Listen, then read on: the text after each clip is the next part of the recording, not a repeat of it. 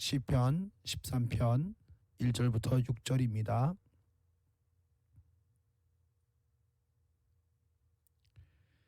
여호와여, 어느 때까지니까 나를 영원히 잊으시나이까? 주의 얼굴을 나에게서 어느 때까지 숨기시겠나이까? 나의 영혼이 번민하고 종일토록 마음에 근심하기를 어느 때까지 하오며, 내 원수가 나를 치며 자랑하기를 어느 때까지 하리이까? 여호와 내 하나님이여, 나를 생각하사 응답하시고 나의 눈을 밝히소서. 두렵건대 내가 사망의 잠을 잘까 하오며, 두렵건대 나의 원수가 이르기를 내가 그를 이겼다 할까 하오며, 내가 흔들릴 때에 나의 대적들이 기뻐할까 하나이다. 나는 오직 주의 사랑을 의지하여 싸우니 나의 마음은 주의 구원을 기뻐하리이다. 내가 여호와를 찬송하리니 이는 주께서 내게 은덕을 베푸심이로다. 이 짧은 시에서 어느 때까지니까 라는 질문이 4번 나옵니다. 이 표현은 시편에서 자주 보여지는 전형적인 탄식의 표현으로서, 이러한 탄식의 표현은 하나님과의 관계를 단절한 채 잠시도 지낼 수 없는 존재라는 신앙적인 고백의 표현으로 하나님의 구원의 손길을 갈망하는 마음에서 나오는 표현입니다. 먼저 인내심의 한계에 이르렀을 때에 드리는 기도가 있습니다. 하나님께 간절하게 구하는 것은 나를 생각하사 응답하시고 눈을 밝히소서라는 것입니다. 첫째, 생각하여 주십시오라는 기도는 하나님이 보십시오라는 의미입니다.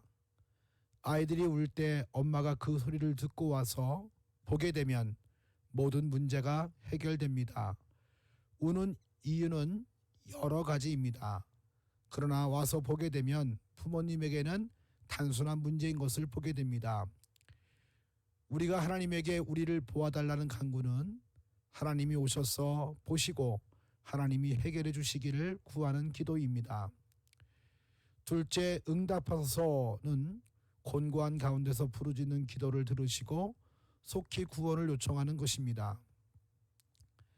셋째는 눈을 밝히소서라는 것은 하나님의 구원의 역사를 보게 해달라는 것입니다.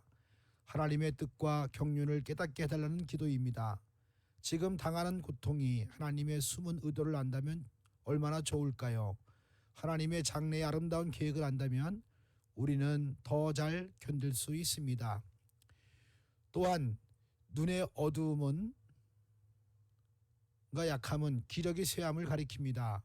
마음이 무너지면 몸도 연약해집니다. 눈도 기력이 약해지는 것입니다.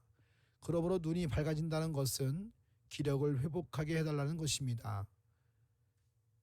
네 번째, 두려워하는 것이 없어지게 하소서. 두려움에는 두 가지가 있습니다. 하나님을 생각하고 하나님 중심으로 생각하게 될 때에 두려움과 근심도 있습니다. 하나님을 모시고 하나님께 영광을 돌리기를 원하는 이들에게도 두려움이 찾아옵니다. 그중 하나가 사망의 잠을 자는 것입니다. 사망의 잠이란 단순히 육체적 잠이 아니라 하나님과의 관계가 단절된 상태를 의미합니다.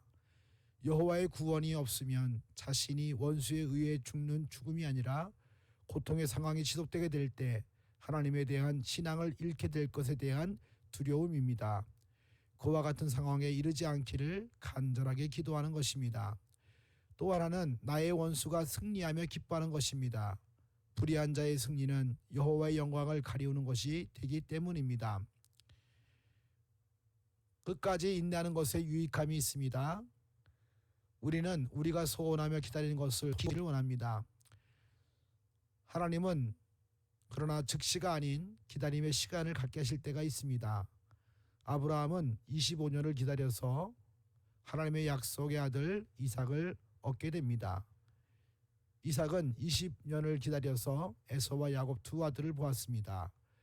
요셉은 17세에 애굽에 와서 노예와 죄수의 시간 13년을 보낸 뒤 국무총리가 되었습니다. 야고보서 5장 7절부터 11절에서는 농부의 인내, 선지자의 인내, 욥의 인내를 통해 인내의 아름다운 결실에 대해 소개하고 있습니다. 먼저 야고보서 5장 7절부터 11절을 읽어보겠습니다. 그러므로 형제들아, 주께서 강림하시기까지 길이 참으라.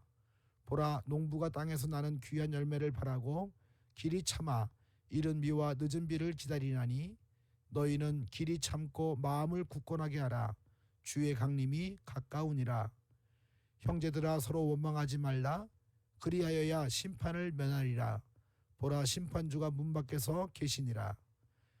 형제들아, 주의 이름으로 말한 선지자들을 고난과 오래 참음의 본으로 삼으라.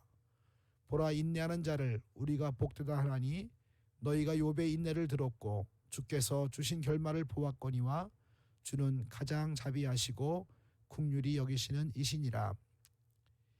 인내라는 말은 길이 참으라, 오래 참으라는 뜻을 가지고 있습니다.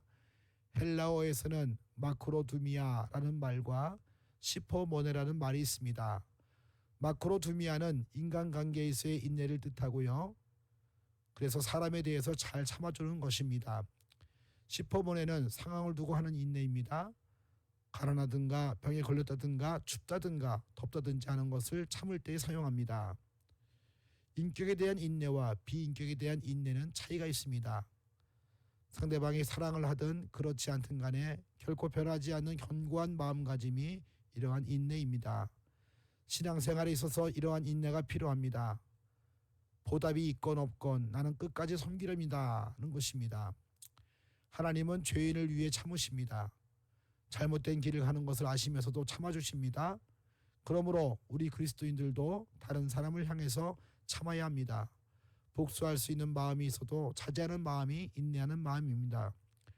그러면 언제까지 참아야 합니까? 주님의 재림할 때까지 참으라는 것입니다. 인내의 본을 보여준 세 종류의 사람들의 인내를 말하고 있습니다. 농부로 본을 삼으라고 합니다. 농부가 땅에서 나는 귀한 열매를 바라고 길이 참습니다.